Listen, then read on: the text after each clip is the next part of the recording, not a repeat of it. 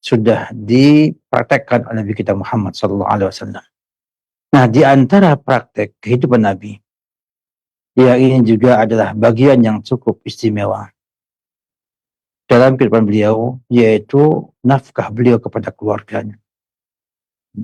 Agar menjadi contoh bagi kita semua sebagai kaum muslimin, sebagai umatnya, untuk mampu optimal memberikan yang terbaik kepada keluarga, sehingga masuk dalam hadis Nabi SAW, khairukum khairukum li ahlihi wa ana khairukum li ahli. Sebagai kalian adalah orang-orang yang paling baik kepada keluarganya, dan aku adalah orang yang paling baik dari kalian terhadap keluarga. Demikianlah, ya. Nabi kita Muhammad SAW adalah kariman, ya, dermawan dalam menginfakkan hartanya kepada keluarganya. Ini bukan hal yang aneh, ya. Karena beliau adalah ajwad nas, orang yang paling dermawan. Tentunya dermawan bukan hanya pada orang lain, namun juga dermawan kepada keluarga juga. Sehingga dapat dibayangkan bagaimana kehidupan rumah tangga Nabi kita Muhammad SAW ketika sang suami adalah ajwadun nas, orang yang paling dermawan, ya.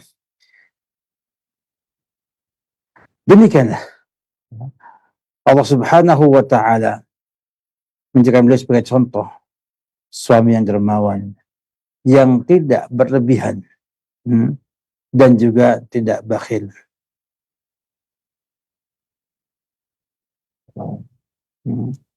Yang tidak yusrif wala yaktur, ya, wa kana baina dzalika qawama. Beliau SAW digambarkan oleh sebagian sahabatnya bagaimana contoh dermawan Nabi kita Muhammad SAW pada keluarganya. Satu hari Luqait bin Sabrah pernah mengatakan, ya, ada utusan Bani Al-Muntafiq kepada Rasulullah sallallahu alaihi wasallam. Kata beliau radhiyallahu, fa bainama nahnu ma'a Rasulullah sallallahu alaihi wasallam iddafa'a ar-ra'i ghanamahu ila al-murah. Ketika kami sedang duduk bersama Nabi Muhammad SAW, sekonyong-konyong ada pengembala, ya, yang memasukkan kambingnya ke tempat peristirahatannya, ya. Biasa disuruh dikandangkan di malam hari. Wa ma'hu sakhlatu tay'ir, ada suara kambing, ya, yang melahirkan. Maka dia mengatakan, ma waladat ya fulan, apakah kambingnya melahirkan wahai fulan? Qala bahmah, iya, dia adalah bahmah, artinya anak kambing yang baru lahir. Faqala Nabi SAW, fadhbah lana makanaha syad, sembelihkan untuk kami menggantikan dia satu kambing. Jadi kambing lain satu, maka Nabi motong satu kambingnya. Dia mengatakan, Nabi kita Muhammad SAW, la tahsabanna ana min adlika dzabahnaha, jangan kamu kira bahwa kami ini menyembelihnya karena kamu. Ya. Lana ghanamun mi'ah, kami punya kambing 100. La nuridu an tazid, dan tidak ingin lebih dari 100. Fa idza wulida ra'i bahimatan dzabahna makanaha syatan. Kalau ada kambing gembala kami yang melahirkan satu, maka kami menyembelih satu kambingnya. Sampai kalian mau dalam sunannya. Kita lihat bagaimana Nabi kita Muhammad SAW bukanlah orang yang miskin, yang fakir, orang yang punya kekayaan, memiliki 100 ekor kambing adalah perkara luar biasa, dan sudah ada di sana kewajiban zakat, menunjukkan beliau orang kaya, ya, dalam hal ini. Dan ini sesuai dengan apa? Firman Allah Subhanahu wa taala, "Wajadaka 'ailan fa'aghna." Kami akan kamu dalam keadaan miskin, dalam pada kekurangan, dan kami cukupkan, kami kayakan. Ya.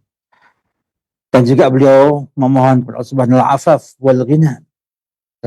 Dalam doa beliau, Allahumma inni as'alukal huda wat tuqa wal afaf wal ghina. Ya. Demikian juga beliau banyak beristi'adzah daripada kefakiran. Allahumma inni a'udzubika minal kufri wal faqri. Sehingga Nabi Muhammad rahimahullahu taala menyampaikan kepada kita sebuah keterangan. Kata beliau, ya, Nabi itu menginfakkan untuk para istri setiap tahun 20 wasak dari gandum dan 80 wasak dari tamar. Ya. Satu wasak adalah 60 sok. Wahakadha ruwinahu min tariqin fi ghayatis sihah. Demikianlah sabda kami dari jalan yang sangat-sangat sahih. Wawina min tariqin fiha dha'f. Dan juga kami dapatkan riwayat dan kami dalam jalan yang ada kelemahannya. Ya. Anna hadzal adada likulli wahidin minhunna fil am. Ini jumlah ini yaitu 20 wasak gandum dan 80 wasak kurma, ini untuk setiap istrinya. Wallahu a'lam, ya. Kata beliau, faqad kana likulli wahidin minhunna ima wal abid wal utaqa fi hayatihi. Dan sungguh ada pada setiap istri Nabi itu, ya, ada budak perempuan, budak laki-laki, dan juga para maula dalam kehidupan mereka. Artinya kecukupan kehidupan keluarga Nabi kita Muhammad sallallahu alaihi wasallam. Namun Imam Al-Sawqani mengatakan dalam kitab Al-Awtar, wa yadullu ala dzalika ma thabata anna Nabi sallallahu kana yu'tina kulla wahid min zawjatihi 100 wasaq min Khaybar. Dan ini juga didukung oleh dalil bahwa Nabi itu memberikan setiap istrinya, ya, 100 wasak dari Khaybar. Menunjukkan bahwa Nabi kita Muhammad SAW itu, kalau kita hitung dengan hitungan gandum, ya, kalau di 100 wasak atau 20 wasak, 20 wasak itu berarti 20 kali 60 sok.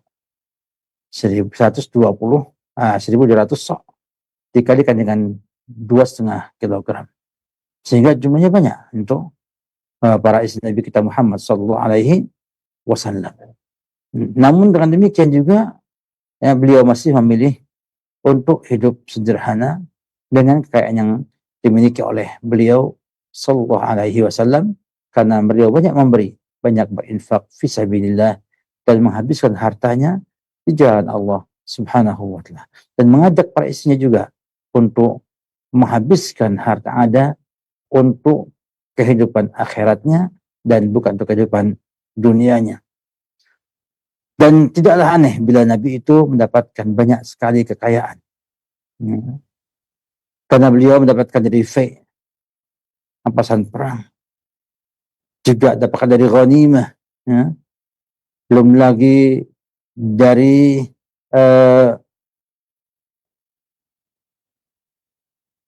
safi, yaitu harta yang diambil sebelum dibagikan pada kaum muslimin, ya, harta masa perang sebelum diambil oleh kaum muslimin, beliau mendapat bagian dari minyak safi dalam bahasa fikihnya. Dengan demikian, dapatkan bahwa Nabi kita Muhammad SAW dan keluarganya hidup berkecukupan. Hanya saja mereka mendahulukan, ya, sedekah fisabilillah daripada berlebihan dalam makan dan minum mereka.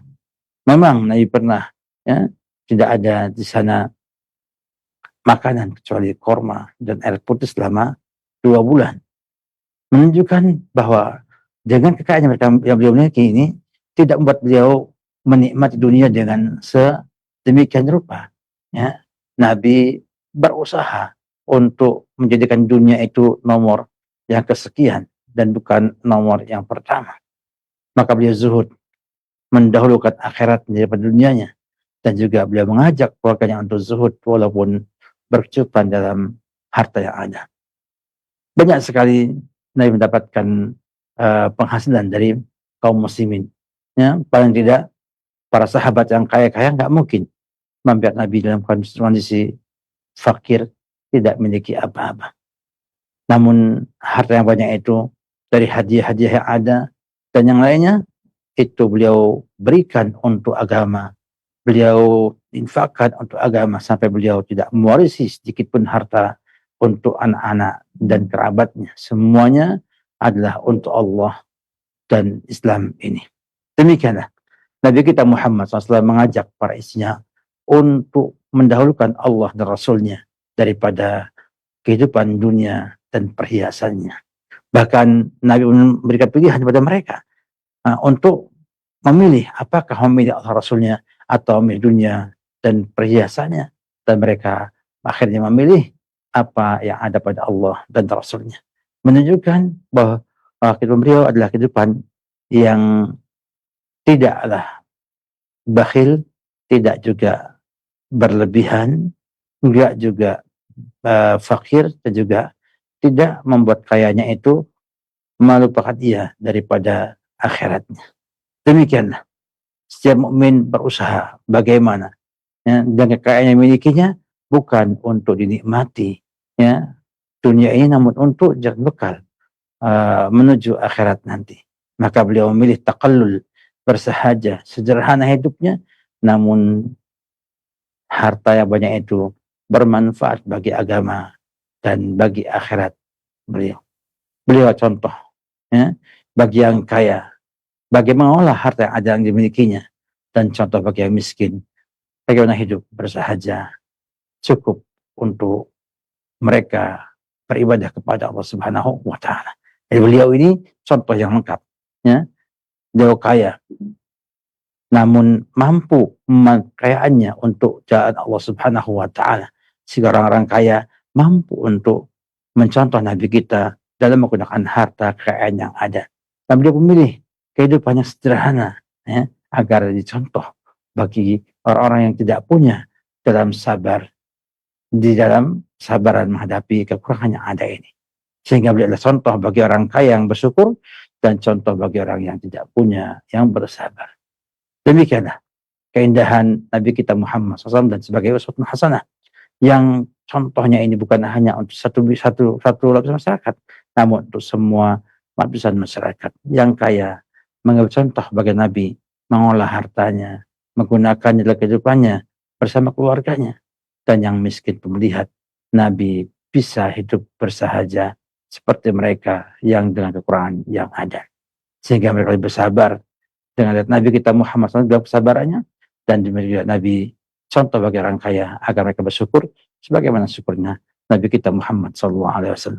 Maka nggak ada lagi contoh yang baik melebihi contoh Nabi kita Muhammad SAW. Semoga bermanfaat. Wabillahi taufik. Jazakumullah khairan wa barakallahu fikum atas pemaparannya. Semoga apa yang disampaikan bisa menjadi ilmu yang bermanfaat untuk kita semua, kaum muslimin dan kaum muslimat pemerhati roja dimanapun Anda berada. Bagi Anda yang ingin bertanya seputar pembahasan yang telah disampaikan oleh Ustadz, bisa melalui layanan telepon di 0218236543 atau melalui pesan singkat, pesan WhatsApp di nomor yang sama 0218236543. Untuk pertanyaan yang pertama kita angkat dari pesan WhatsApp.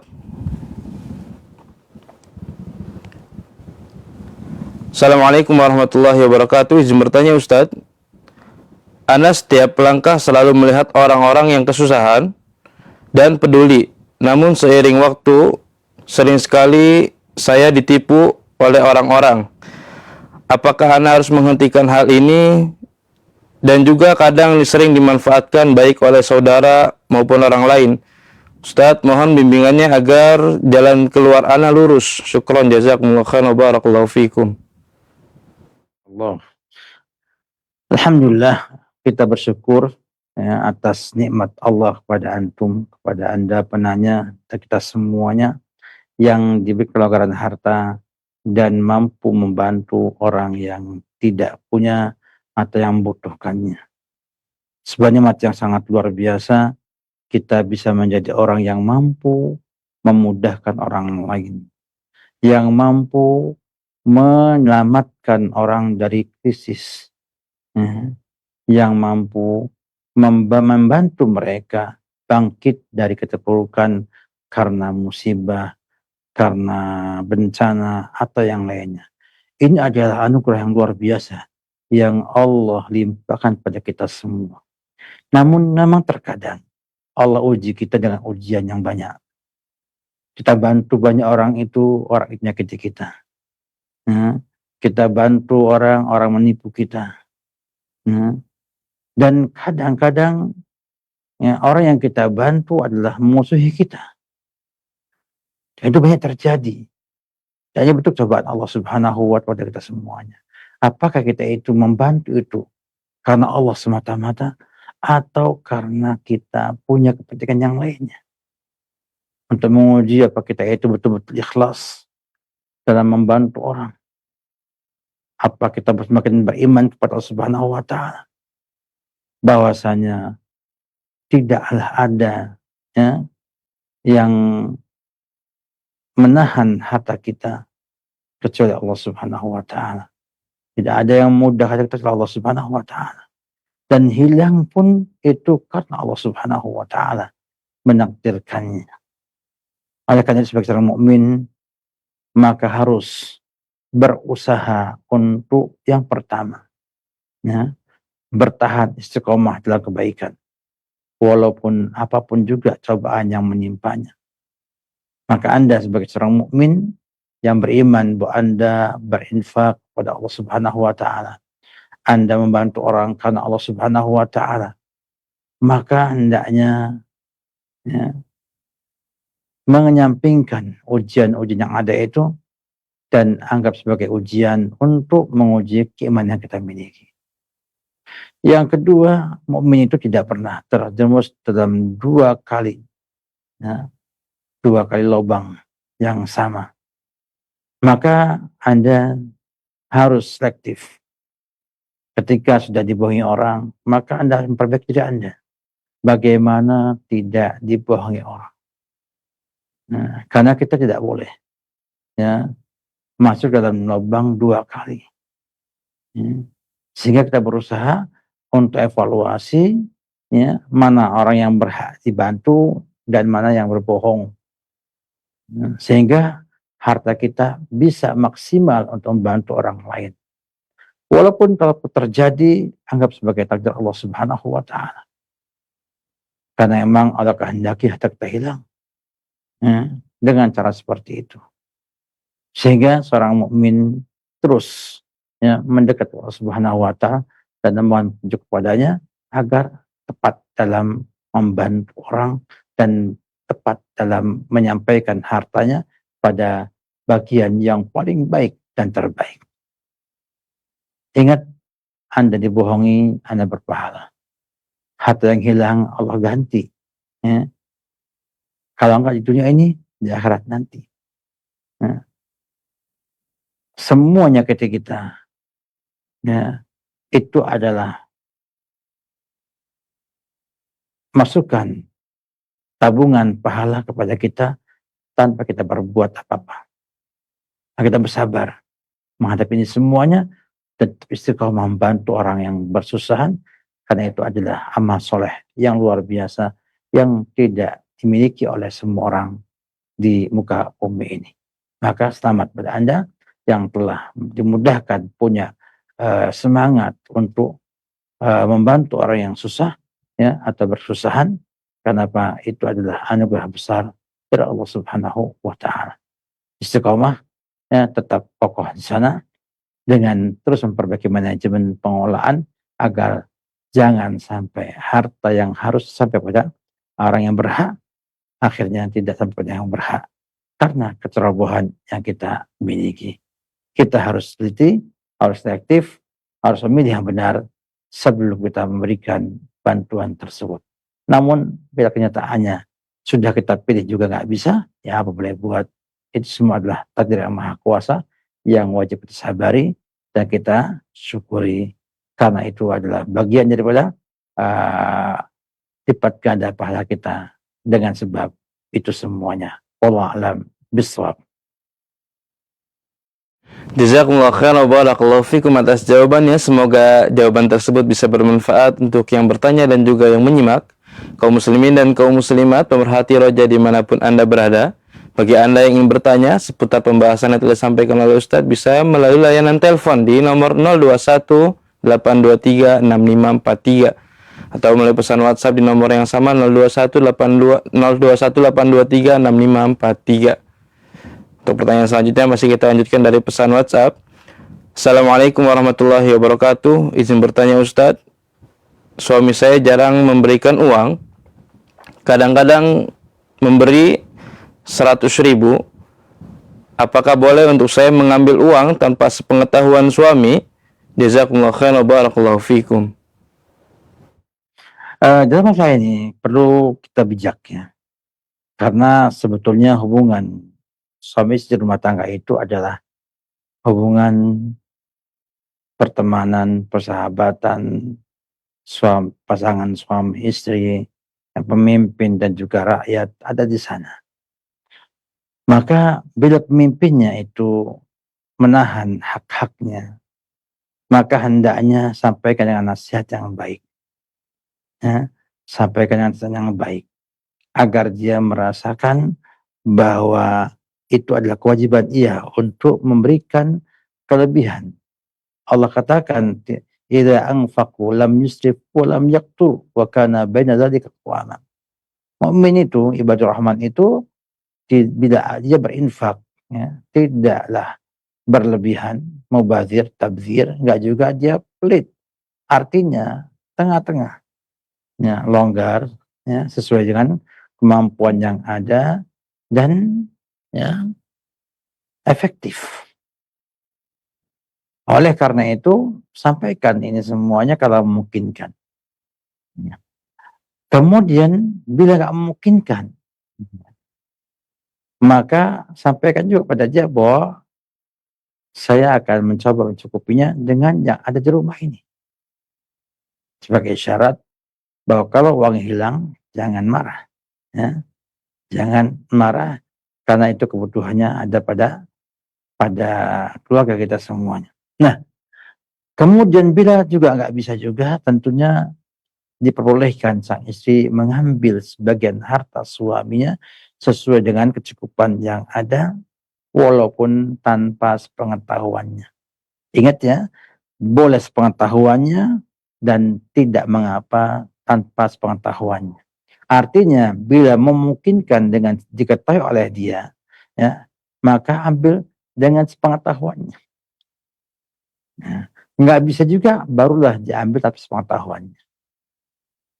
Kenapa demikian? Karena kisahnya Hindun Ibnu Utbah ketika mengenai Rasulullah SAW tentang bagaimana sahihnya Abu Sufyan, seorang pembesar yang dermawan pada orang lain, ya, namun melupakan, ya, keluarganya. Karena banyak orang yang demikian semangat untuk membantu orang lain sampai akhirnya melupakan kebutuhan keluarganya. Bukan karena beliau bakhil, bukan. Karena beliau orang yang dermawan terhadap orang lain. Karena semua pembesar Quraisy itu dermawan semua.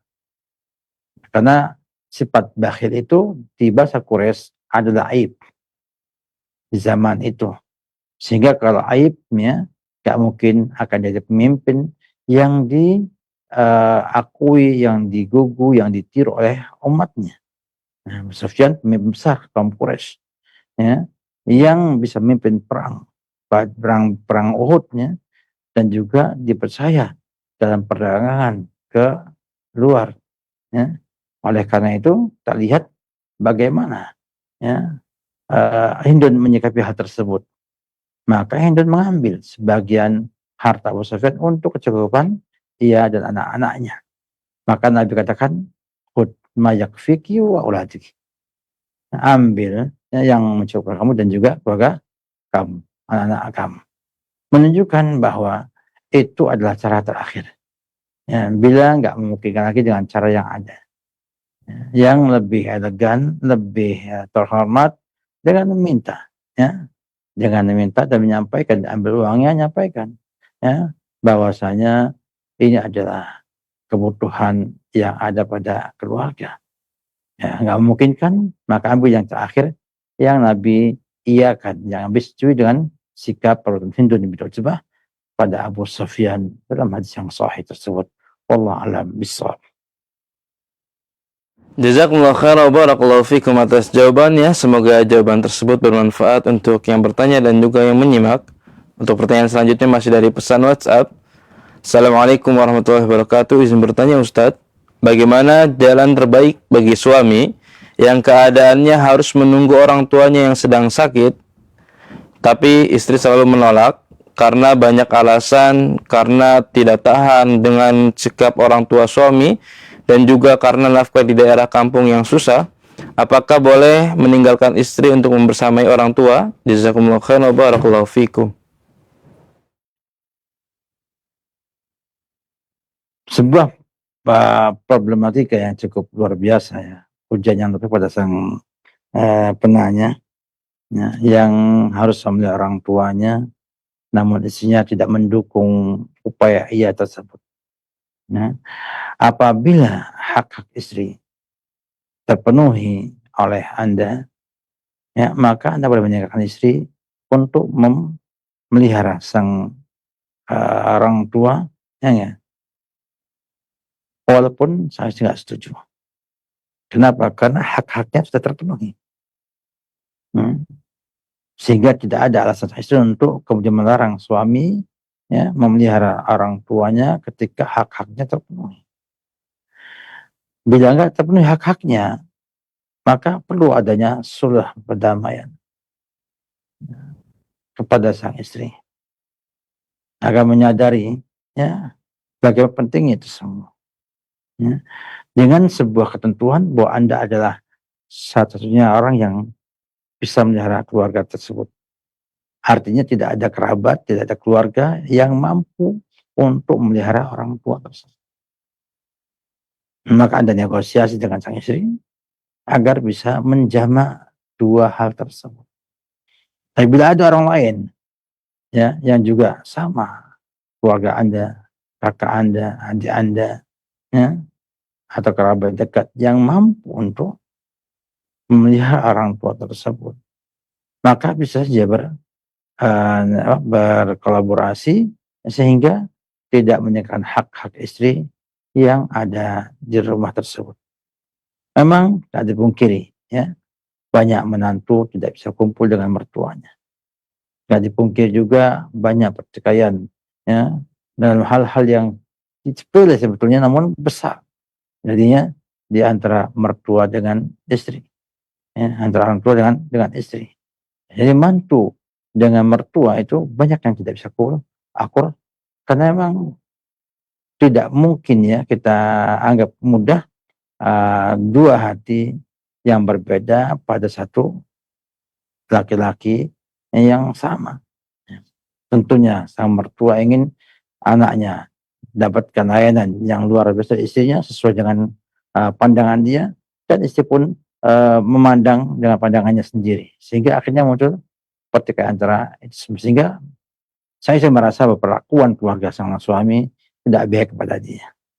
Maka perlu ada negosiasi yang benar agar supaya semua bisa memahami bahwa Anda berbuat itu bukan karena tidak mau memelihara keluarga, bukan tidak mau untuk merawat keluarga, ya, namun, ya, karena ada yang sangat lebih prioritas daripada yang ada. Artinya istri adalah keluarga, bapak adalah keluarga, ya, maka sang anak adalah laki-laki yang harus bersama sang bapak.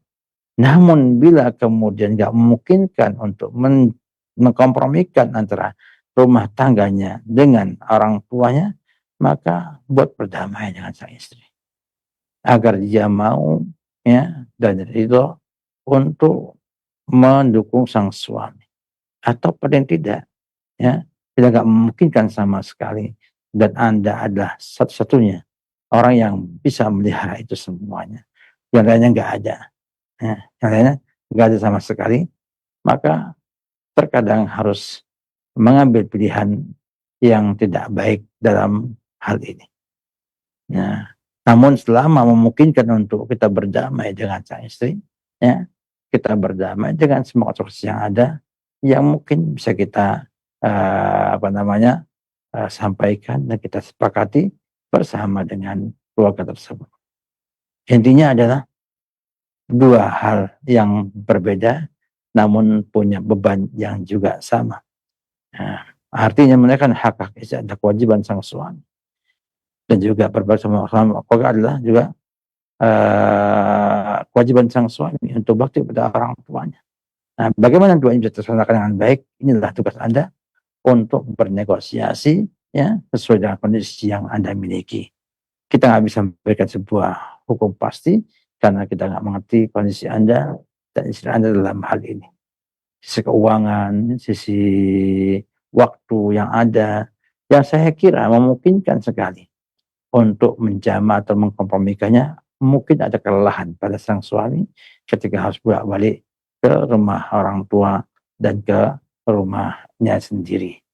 Tapi itulah sebuah upaya bagaimana kita mampu manage, ya, konflik yang ada dengan baik dalam hal ini. Wallahu a'lam bishawab. Jazakumullah khairan wa barakallahu fikum atas jawabannya. Semoga jawaban tersebut bisa bermanfaat untuk yang bertanya dan juga yang menyimak. Untuk pertanyaan selanjutnya masih dari pesan WhatsApp. Assalamualaikum warahmatullahi wabarakatuh. Bagaimana caranya menasihati istri yang berani kepada suaminya dan selalu mengancam untuk berpisah? Mohon jawabannya Ustaz. Jazakumullah khairan wa barakallahu fikum. Fikum barakallah. Hal seperti ini apabila terjadi sudah nusus namanya. Ya, sudah nusus, di mana sang istri, ya, sudah tidak tunduk patuh kepada sang suami, sudah durhaka dalam hal ini. Maka gunakanlah cara yang aku sampaikan, faidhuhunna, nasihat dia, sampaikan tentang akhirat, nah, bagaimana pentingnya, ya, kita patuh dengan syarat Islam untuk menggapai surga, ya, sampaikan semuanya. Nah, bila kemudian juga gak mempan, ya, maka otomatis, ya, Anda didik kembali, ya, dengan lebih baik lagi untuk menanamkan imannya dia kepada Allah Subhanahu wa Ta'ala. Karena kalau kita melihat kondisi sekarang di Indonesia khususnya, ya, banyak perempuan yang tidak takut sama Allah, yang nggak takut sama Allah, ya, yang bahkan sangat tipis agamanya, bahkan banyak nggak paham agama juga, yang menganggap bahwa apa yang dia inginkan harus dipatuhi oleh sang suami, tetapi memandang itu halal dan haram, ya, sampai-sampai, ya, mematuhi suami itu adalah perkara yang sulit bagi mereka. Ini pengaruh daripada teknologi informasi yang sampai pada mereka. Karena pada asalnya wanita itu patuh dengan suaminya. Nah, itu yang kita ketahui sejak zaman dahulu kala. Dan sekarang ini banyak yang demikian karena mungkin pengaruh yang ada. Makanya perlu ada pembinaan, ya, agama yang baik agar nanti teknik yang Allah sampaikan dalam Al-Quran dengan menasihat dia kepada akhirat, kepada neraka dan surga itu efektif. Itu efektif. Kemudian kalau tidak juga bisa dipukul dengan pukulan yang edukatif. Mukul edukasi ini artinya mukul tanpa emosi, dengan kadar tertentu, namun membuat sang terhukum yang dihukum ini, yang dipukul ini merasa bahwa ia memang bersalah dan mau memperbaiki kesalahan yang ada. Bila enggak juga maka dipisah aja. Dan ternyata juga empan juga, sudah apa boleh buat, ya, panggil keluarganya, musyawarah yang keluarga kita, ya, fab'atsu hakam min ahliha wa hakam min ahlihi yurida islaha yafiqillahu bainahuma. Jadi demikian. Yang terakhir adalah mengambil wakil putri, wakil putra, seluruh kumpul untuk mencari yang terbaik bagi keduanya, apakah kumpul atau dia harus berpisah. Demikianlah cara Islam memandangnya. Tapi yang jelas, dan saya memandang itu karena cinta di hati sang perempuan sudah tipis kepada sang suami. Atau ia merasa bahwa ia tidak membutuhkan suami lagi. Sehingga dia ingin menekan suami dengan kata-kata tersebut. Minta cerailah. Untuk menekan suami, supaya suami mengalah dari dia. Maka suami harus melihat kembali. Apakah memang dia yang salah? Maka ia perbaiki. Perbaiki komunikasi yang baik, perbaiki lagi muamalah yang baik dengan sang istri, sehingga betul-betul ada muasyarah bil ma'ruf di rumah tersebut untuk menumbuhkan cinta mereka kepada sang suami ini. Karena kalau tidak ada kecintaan, susah untuk mempertahankan rumah tangga yang ada. Maka kalau saya punya pendapat, enggak, dalam tahap kita mana saja, kita ajak dia untuk belajar agama yang baik. Agama kuncinya. Banyak orang meremehkan apa dalam agama. Padahal manusia itu tunduk dengan agama. Dan mampu mengalahkan kepentingannya hanya untuk agama. Maka ajak dia untuk belajar agama. Belajar ngaji lagi. Bagaimana Allah mengatur semuanya. Sehingga sampai ada rasa takut sama Allah Subhanahu wa Ta'ala, bahwa ia adalah hamba Allah yang akan kembali ke surga, yang Abi katakan inna jannataki wa nariki, innahu jannatuki wa naruki. Suami itu adalah surga kamu dan neraka kamu. Kita bagaimana mendidik dia agar mengerti iman kepada yaumul akhir dan mau menggerakkan jiwanya menggapai surganya Allah Subhanahu wa Ta'ala. Ini yang penting kita harus lakukan sebelum kita menasihatinya, memukulnya, atau menghijrahinya, atau pisah ranjang, atau sampai menceraikan istri tersebut. Wallahu a'lam bishawab. Jazakumullah khairan wa barakallahu fikum atas jawabannya. Semoga jawaban tersebut bisa bermanfaat untuk yang bertanya dan juga yang menyimak. Kaum muslimin dan kaum muslimat berhati roja dimanapun Anda berada. Bagi Anda yang bertanya seputar pembahasan yang telah disampaikan oleh Ustadz, bisa melalui layanan telepon di 021 823 6543 atau melalui pesan WhatsApp di nomor yang sama 021 823 6543. Untuk pertanyaan selanjutnya masih kita lanjutkan dari pesan WhatsApp. Assalamualaikum warahmatullahi wabarakatuh. Ustadz, apakah boleh kita menikmati kekayaan kita, namun di sisi lain Rasulullah SAW mencontohkan begitu mementingkan orang lain sampai-sampai dapur beliau tidak mengebul sampai sekian lamanya. Jazakumullah khairan barakallahu fikum. Di sini kita lihat bahwa Nabi kita Muhammad SAW memberikan contoh teladan yang terbaik. Contoh teladan yang terbaik. Bukan berarti bahwa tidak boleh, tidak demikian. Maka setiap orang diberikan oleh Allah Subhanahu kemudahan dan juga kebolehan untuk menikmati harta yang dimilikinya. Tentunya dengan sebuah garis tidak sampai melupakan akhiratnya. Tidak sampai melupakan Allah Subhanahu wa Ta'ala. Karena semua harta yang melalaikan dia daripada Allah Subhanahu wa Ta'ala, maka ia tercela. Maka dunia itu mal'unah, kata Nabi kita Muhammad SAW. Wa mal'unatun fiha ma fiha, dan juga terlaknat juga yang ada isinya. Illa zikrullah, kecuali zikrullah, dan semua mendukung ia untuk dekat dengan Allah Subhanahu wa Ta'ala. Maka Nabi kita Muhammad SAW menyampaikan bahwa beliau itu aju'u yauman wa asba'u yauman. Agar apa? Agar ia ketika sedang lapar ya ingat sama Allah Subhanahu wa taala. Nah, dan ketika ia sedang kenyang ya bersyukur sama Allah Subhanahu wa taala. Menunjukkan bahwa seorang mukmin ya, itu jangan sampai terlena dengan harta dimilikinya. Sehingga tidak mendidik dirinya menjadi hamba Allah yang taat dan bersyukur Subhanahu wa taala. Maka Umar pernah mengatakan, "Iyyakum wa tana'um bid dunya." Hati-hati kalian dari menikmati dunia ini. Ya, artinya ada sangat tahdzir, peringatan daripada para sahabat ya, para ulama salaf dalam mempermudah, memperluas ya kehidupan dunia ini. Artinya jangan sampai kita itu karena ingin menikmati kehidupan dunia ini sampai lupa dengan akhirat kita. Bahkan kita lihat ketika Hanzalah ya mengadu kepada Abu Bakar tentang keadaannya Abu Bakar, nafaqa Hanzalah. Hanzalah munafik. Apa kata? Ma baluk.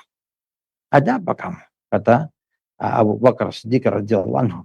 Dia menjawab, saya kalau ketemu dengan Nabi, saya ingat akhirat, ingat surga neraka. Saya pulang ke rumah, bermain dengan keluarga saya lupa dengan dunia dan akhirat. Lupa dengan akhirat dan lupa dengan surga Allah Subhanahu wa taala. Nah, dan Nabi enggak melarang. Nabi enggak melarang ya. Hanya pada saatan-saatan ya hantalah. Artinya tidak mengapa kita menikmati dunia ini. Yang kita makan enak ya. Kita pakaian bagus, kita bercengkrama dengan keluarga, ya, berwisata, berpiknik dan lain sebagainya, nggak ada masalah.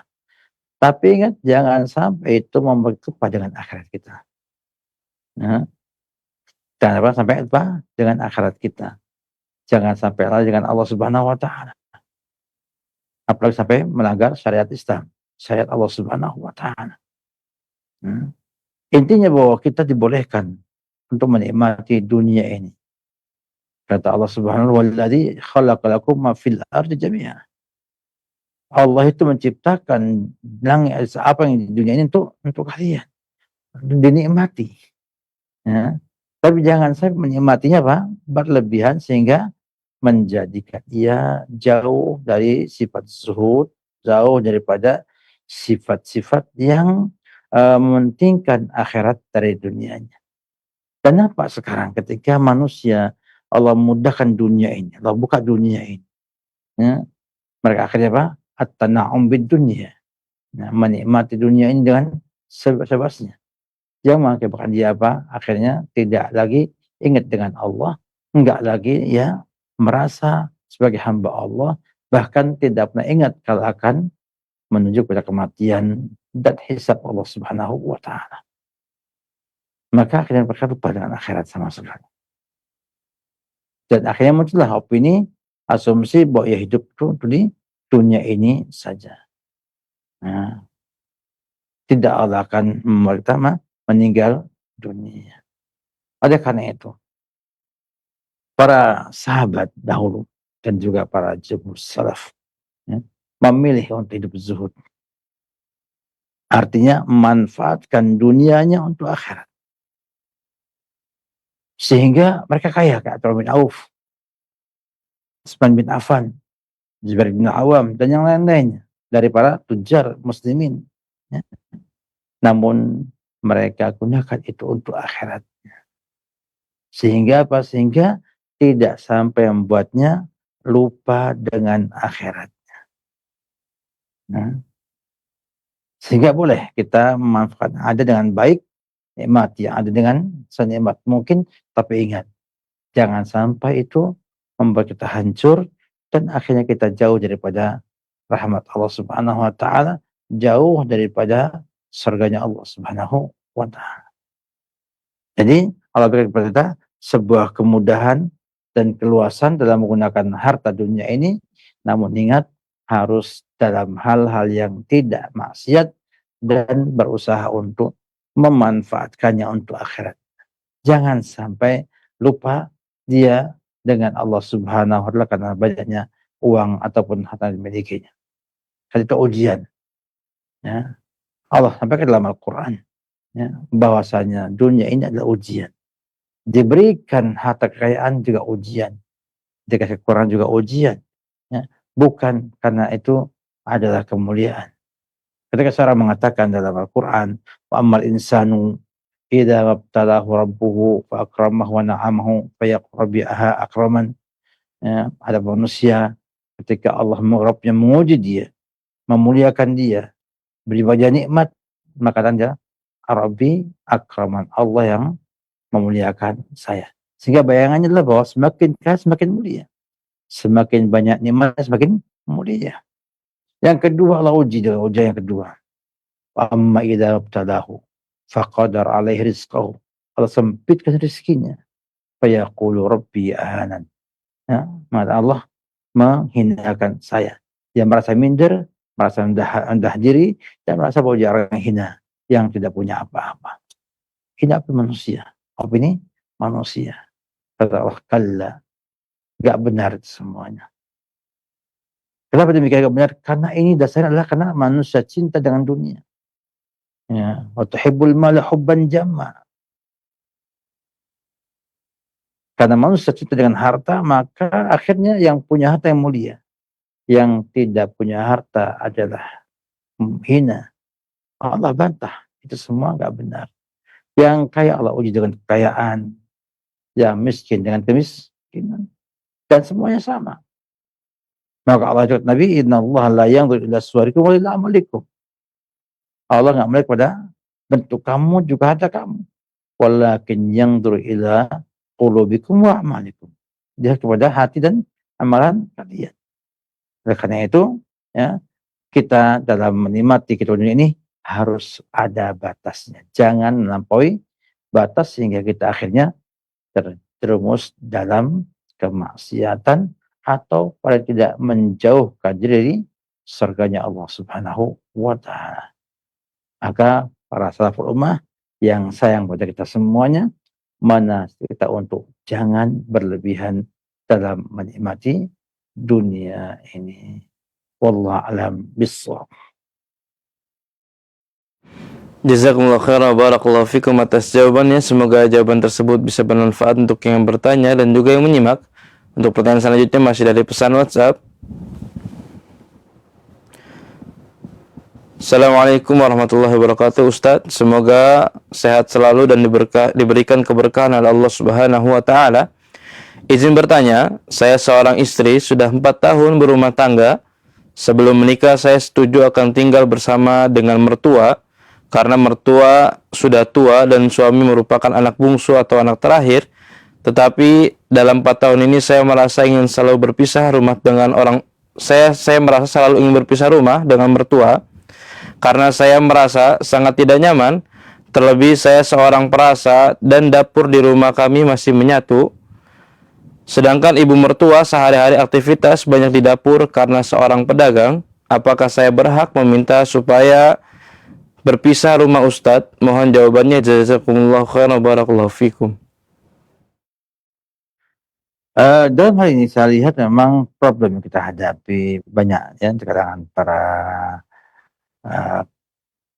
ibu-ibu ya dengan menantunya atau ibu dengan mertuanya, timbul ketidaknyamanan. Ya.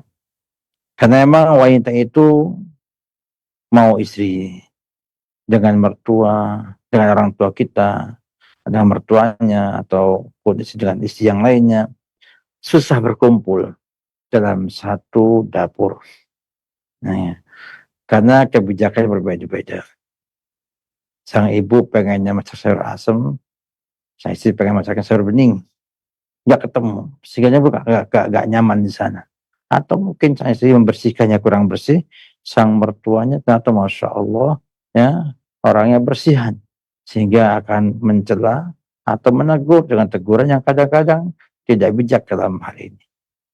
Atau cara menata sesuatu, menata piring, menata gelas, semua punya seni masing-masing. Yang kadang-kadang bila tidak ada namanya tanazul, ya, saling mengalah, itu bisa jadi problem ketidaknyamanan di dalam rumah tersebut.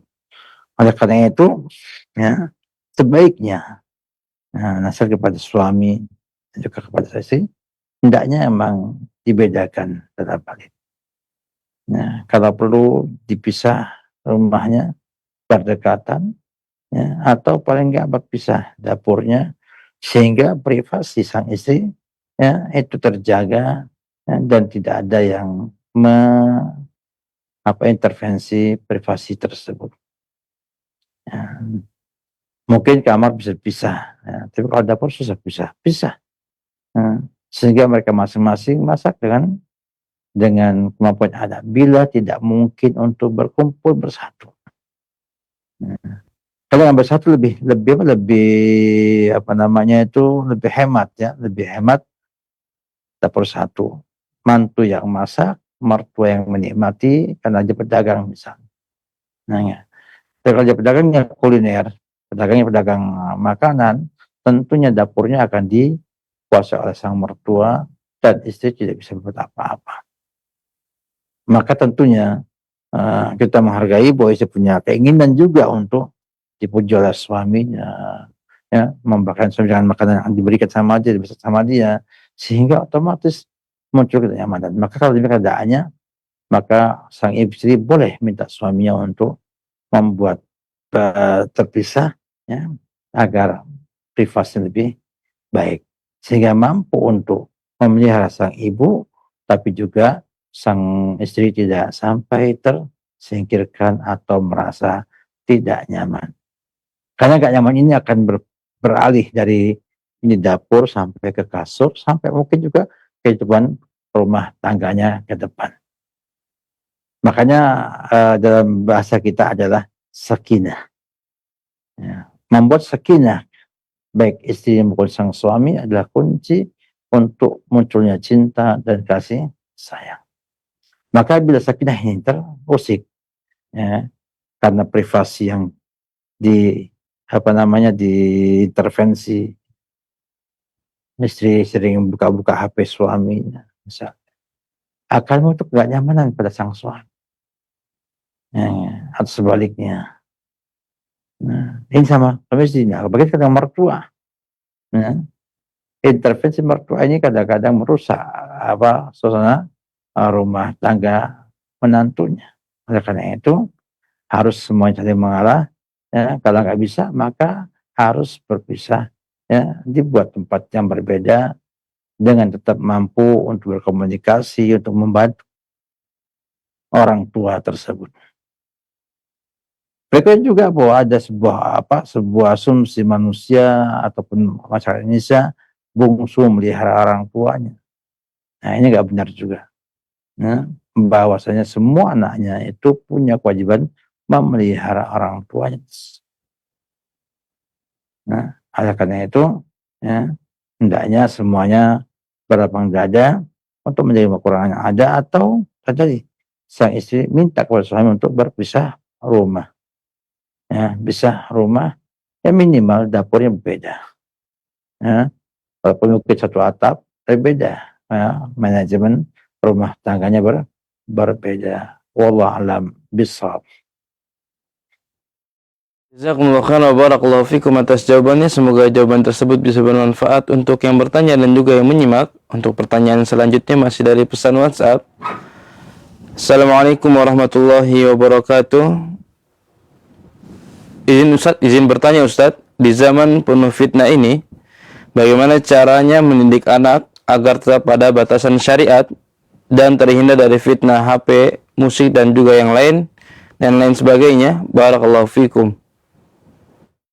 Sebuah masalah yang cukup besar dan butuh pembahasan luas dan lebar, tapi paling tidak yang pertama adalah membina sejak dini, sejak mereka masih bayi, dengan pembinaan Islam agar tumbuh cinta di hatinya kepada sang orang tua. Ya, ini kunci pertama, yaitu menumbuhkan rasa cinta pada anak kepada kedua orang tuanya. Kemudian yang kedua, berusaha untuk mengajak anak beraktivitas. Karena anak ini butuh motoriknya dikembangkan. Ya, yang nanti bisa menggerakkan anggota tubuhnya. Sebab yang mampu menghilangkan candu HP itu adalah yang mampu membuat mereka sibuk bergerak pada hal-hal yang motorik, sehingga nanti bisa meninggalkan HP sedikit demi sedikit. Orang yang berolahraga itu lupa dengan HP-nya, ya. Orang yang sibuk terus juga lupa dengan HP-nya, ya. Sehingga otomatis ini perlu kembangkan. Yang ketiga, ingat bahwasanya membatasi mereka adalah kewajiban orang tua. Nah, kalau kita sudah dapatkan, Nabi mengatakan pada Aisyah, saatan main sebentar, nanti serius lagi, ya. Dekat juga anak kita. Anak kita pikir juga, jangan sampai anak kita itu menggunakan HP tanpa batas, tanpa ada di sana aturan, ya, bermain. Misalnya jam 9 malam HP harus kumpul semua, nggak digunakan. Ya. Sehingga mereka kalau perlu dibuat sebuah kesepakatan sebelumnya oleh orang tua bahwa semua HP jam 9 malam disimpan sama bapak atau sama ibu. Atau dibuatkan locker khusus untuk mereka nyimpan HP di jam-jam tersebut. Kemudian juga dibuatlah cara yang kedua bahwa ada sana jadwal belajar. Maka anak-anak pada jam belajar itu jangan menggunakan HP. Dipakai di masyarakat Indonesia sebagai tempat adanya namanya apa? Waktu belajar dari mulai maghrib sampai jam 20.30, ya. Itu waktu belajar sehingga mereka tidak boleh menggunakan HP. Bahkan sebagian RT ada tinjauan semua. RT menghimbau kepada masyarakat untuk membuat jam belajar jam sekian sampai jam sekian, jam belajar. Di mana anak nggak menggunakan main-main, tidak gunakan HP, nggak gunakan admin apapun juga. So tinggal di rumah untuk belajar. Mau ngaji, mau baca Quran atau mau baca buku-buku, silahkan. Juga bagus untuk meminimalisir penggunaan HP yang berlebihan. Nah, dan untuk menghalangi mereka tidak menggunakan sama sekali, itu perkara yang sangat sulit. Ya, hanya bisa mengarahkan mereka dengan apa? Dengan meminimalisir penggunaannya dan juga meminimalisir tempat penggunaannya. Di rumah dibuat di tengah-tengah, di ruang tengah, jangan di kamar. Sebab bila di kamar tidak bisa mengontrol apa yang dia akan dia gunakan. Tapi kalau di ruang terbuka, di tengah-tengah rumah, dia akan bisa ada muraqabah, artinya ada pengawasan. Dia merasa diawasi oleh, jangan saya kalau buka begini ketahuan atau yang lainnya. Sehingga membuat mereka lebih baik. Jadi batasi waktunya dan batasi tempatnya. Insya Allah mudah-mudahan dengan kesibukan yang dimiliki oleh kita untuk memanfaatkan waktu yang ada untuk mereka beraktivitas yang berguna, itu akan membuat mereka lebih selamat daripada yang tidak. Demikianlah. Kita lihat bagaimana HP jadi problem yang besar di saat ini ketika orang tua membiarkan penggunaannya 24 jam bersama anak. Dan sebagian bisa membuat anak itu menjadi lemah, bahkan sakit, bahkan tahap meninggal dunia. Allah alam bisawab, ya. Demikian, mudah-mudahan bermanfaat. Wabillahi taufik. Jazakumullah khairan wa barakallahu fikum atas jawabannya. Semoga jawaban tersebut bisa bermanfaat untuk yang bertanya dan juga yang menyimak. Kaum muslimin dan kaum muslimat pemerhati roja dimanapun Anda berada, pertanyaan tadi merupakan pertanyaan terakhir di kesempatan kita pada pagi hari ini. Semoga apa yang telah disampaikan bisa menjadi ilmu yang bermanfaat untuk kita semua dan menjadi motivasi untuk kita selalu memperdalam dan juga mempelajari ilmu syar'i. Kami yang bertugas mohon pamit undur diri. Subhanaka Allahumma wa bihamdika asyhadu an la ilaha illa anta astaghfiruka wa atubu ilaik. Wassalamualaikum warahmatullahi wabarakatuh.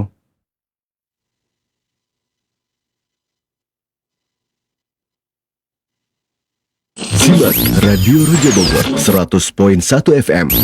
Radio Roja Majalengka 93.1 FM, Radio Roja Palu 101,8 FM, dan Radio Roja Bandung 104.3 FM. Menebar cahaya sunnah.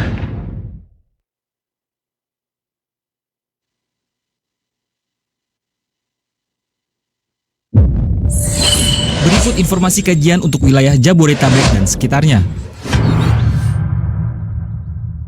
Allah Subhanahu wa Ta'ala menjadikan agama itu bukan untuk sarana mencari dunia. Allah menjadikan agama itu sebagai sarana untuk mencari akhirat. Muhammad alaihi salatu wassalam yang telah mengajarkan kepada kita segala kebaikan, memperingatkan kita dari segala keburukan. Dakwah itu jalannya itu licin dan terjal, tidak semudah yang dibayangkan, apalagi mendakwai keluarga. Al-imanu bid'un wa sab'un atau bid'un wa sittuna syu'bah. Fa'afdaluha qawlu la ilaha illallah. Bagaimana kita menyikapi kondisi di mana harga barang hampir seluruhnya penyebabnya bermacam-macam tentunya. Setiap kebaikan yang Allah Subhanahu wa Ta'ala syariatkan dalam agama menjadi sebab kelapangan orang yang mengamalkannya. Kalau dia mengamalkan dengan ikhlas sesuai dengan petunjuk Allah dan Rasulnya,